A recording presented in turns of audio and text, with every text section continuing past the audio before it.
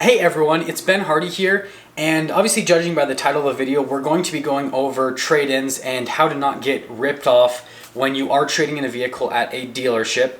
And then just to introduce myself, if you are stopping for my channel for the first time, I have been in the car industry selling vehicles for over 2 years now, and I feel like the content that I go over with is going to be a little bit more relevant than a lot of the other people that make these videos that I see out there. And the reason being is I'm still in the car industry. I hate it when I see someone make a video about a topic and they go, yeah, so I sold cars 10 years ago for 4 months back in college, whatever, this and that.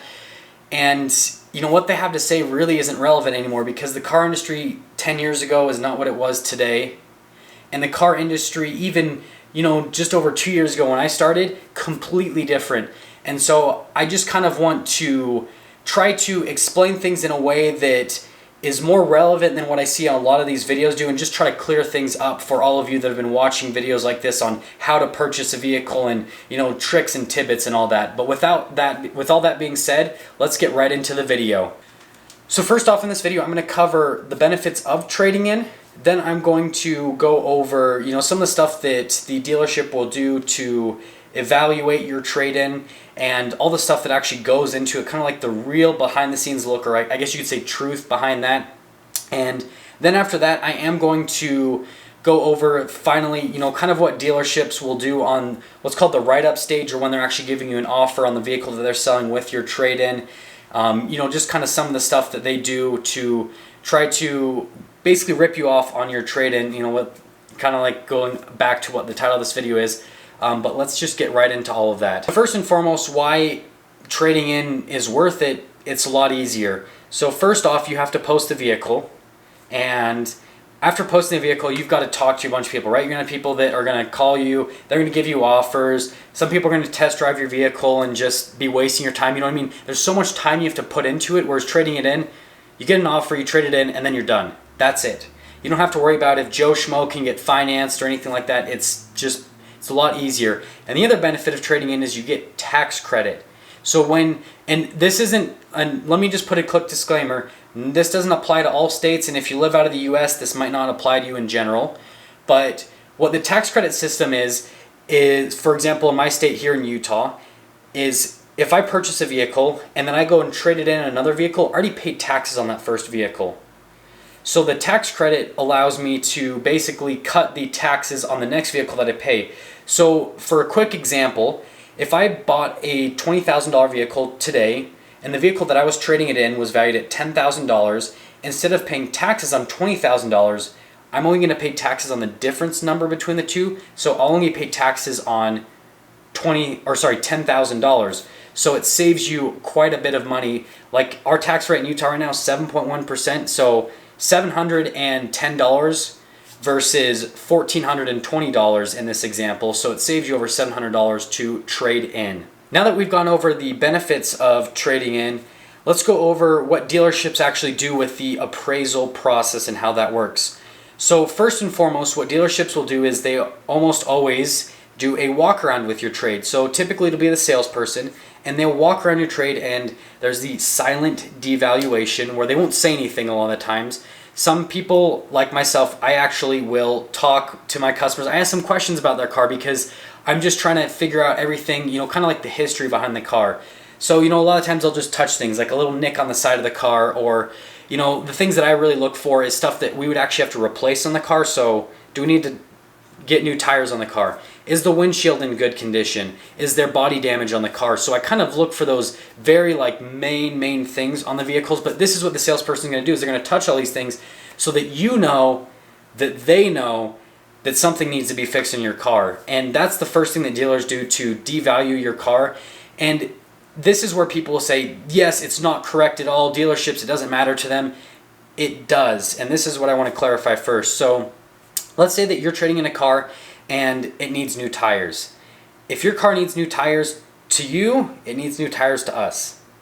So if you're trading in a car and it needs new tires, depending on what type of car it is versus a car or truck, whatever, it can cost a few $100 to almost $1,000 depending on the vehicle. And the dealership has to pay that money. And so that's why that stuff is taken into account into an appraisal. So if a dealership if they don't need to replace anything on a car, they can offer a certain amount. But then if they need to replace tires, that amount decreases based on that, because they've got to recondition that car to sell it to the next person, because they can't sell a car that needs new tires or needs new windshield or has body damage, all that kind of stuff. That stuff has to be fixed before they can sell it. So yes, it does have value. I know a lot of sources will say this stuff doesn't matter. It definitely does. And just to give you guys kind of like an insider look into some of this stuff, at the particular store that I work at, and I might be off by a little bit, but the last time that I spoke with our used car manager about this, the average reconditioning bill for a vehicle was, I think, $1,100 or $1,200. So as soon as our store trades in a vehicle, almost just the average, right? The average amount of money that we're gonna have to put into the vehicle right off the bat is over $1,000.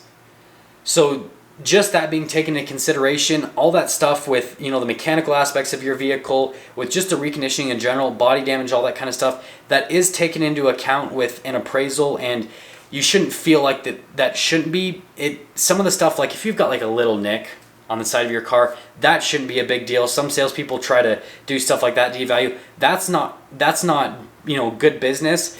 But if you have like a huge gash on the back of your bumper or something like that, that obviously should be taken into consideration, because that takes a lot of money to repair. And think about it from this perspective.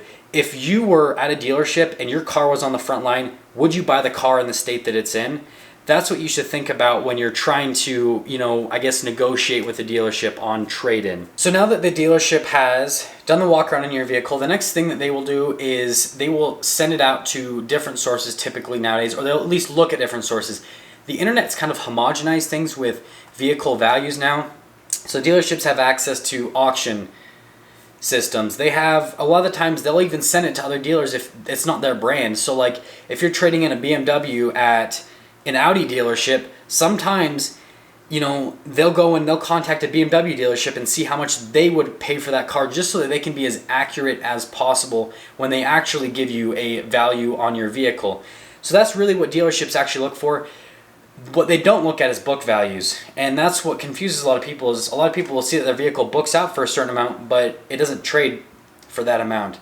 Just for an example, you guys know, if you've followed my channel, that I owned a 2006 Porsche Boxster for just over a year.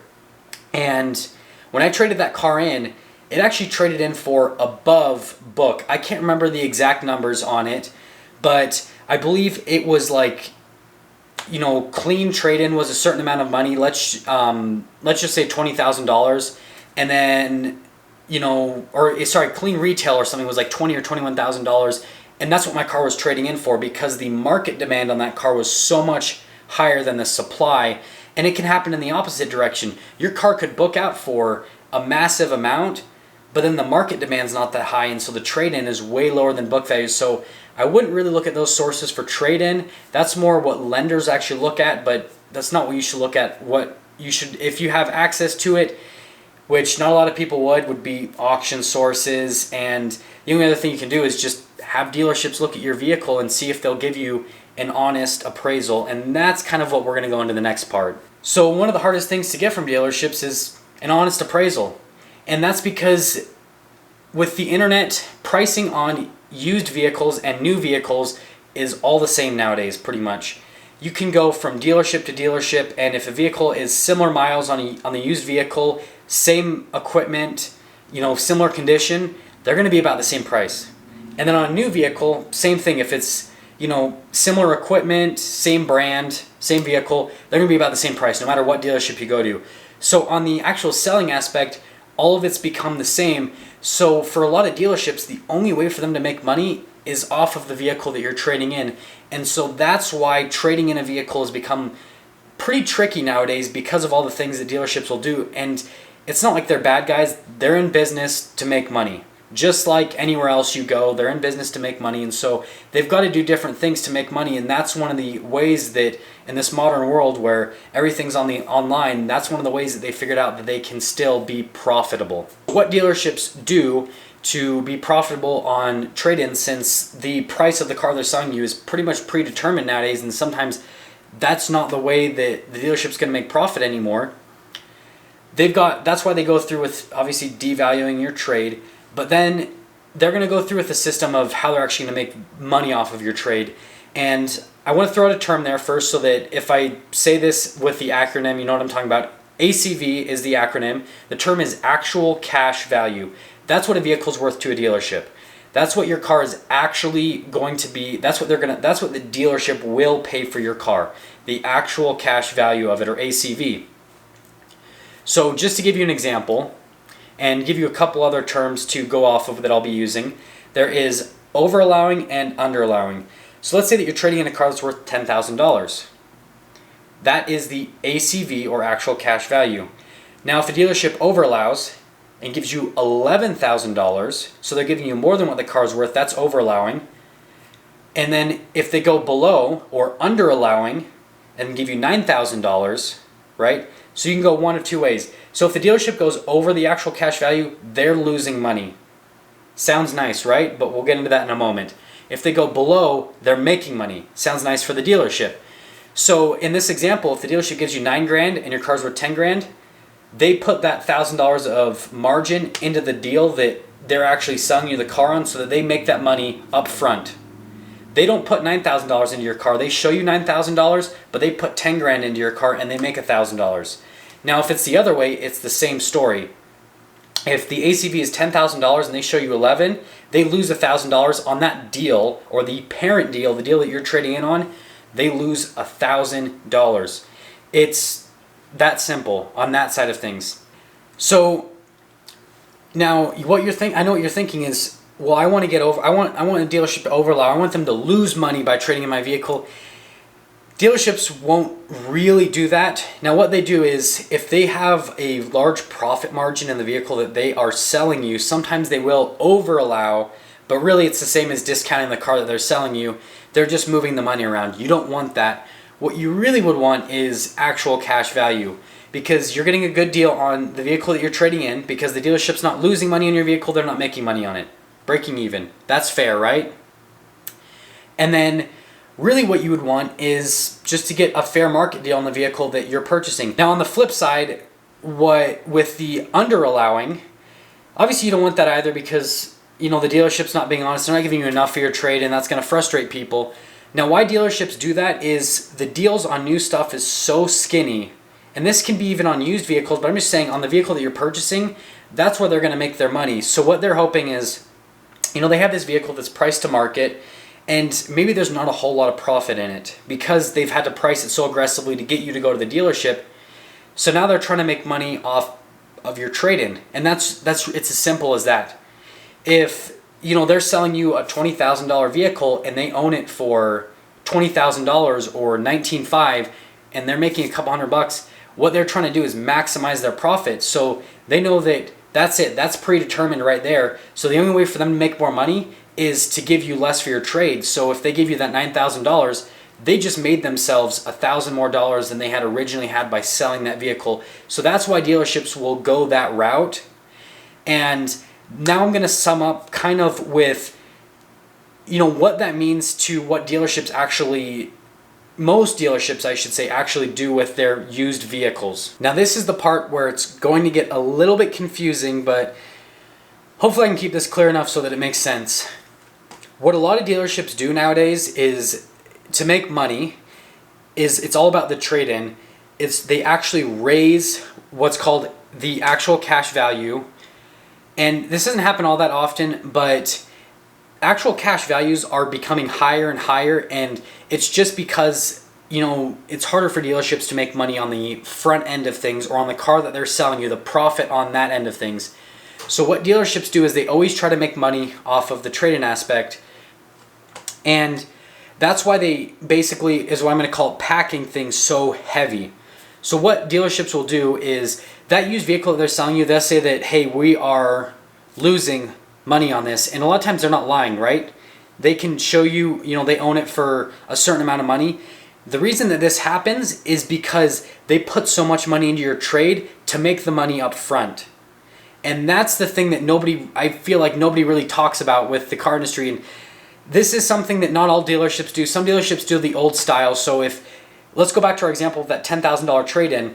some dealerships will still do the old style things of, if your ACV is $10,000 and they get you to trade in your car for $8,000, they will say that they own that car for $8,000 so that when they sell it, then they make their profit there. But what a lot of dealerships are doing is they're making the money up front instead. So if they're able to get your car for cheaper, they pack the car, so they put in that $10,000 and then they put that $2,000 in profit into the first deal so that they make the money right off the bat. There's no, oh, I sit on this car for a long time and have to discount it a ton and lose money there, right? And they go down to the cost. They don't have to do that anymore, because if they just pack it up and they're quote unquote heavy in the car, they make their money up front. And that's how dealerships are profitable nowadays. And that's the thing that's most confusing about trading in a vehicle, and what you have to kind of make sure that you're really looking out for. And the best way to do this is get bids from multiple dealers. I know that this is going to be time intensive, but if you're really, I mean, I'm not talking, a ton of money. Usually this is going to be within maybe a couple $1,000s on most vehicles. So if you feel like a couple $1,000s is worth your time, get your vehicle evaluated by multiple dealers. Get buy bids on it. What is it? I don't want to buy a vehicle. What is it just for you to purchase my vehicle? And this you're going to get a range, but this will give you a little bit better idea of where your vehicle actually stands, so that when you do purchase a vehicle, you make sure that it's not going one way or the other, because you don't want other. You want to get what your vehicle's worth. You don't want to get given more than what it's worth, and you don't want to be given less than what it's worth. So that's my advice on that. Multiple sources, and like I said, I wouldn't really, book values are okay, but I wouldn't live by them by any means. And so with all that taken into consideration, that's kind of the best way that you're going to get the most amount of money for your trade, and just the honest amount of money for your trade, and how you're not going to get ripped off by the dealership. But that all being said, there's my little spiel, I guess you could say, about trade-ins and how things are nowadays. And there's not really going to ever be a super solid way to know unless you are in the car business. And I mean, it sounds like it sucks and it sounds like it's horrible, but there's always going to be some way where a business has to make money, and that's kind of the route that things are going with, where dealerships are going to make money nowadays. But with that all being said, thank you so much for watching this video. If you are stopping for the first time, I would really appreciate it if you subscribe. It always helps out the channel. And then I will see all of you in that next video.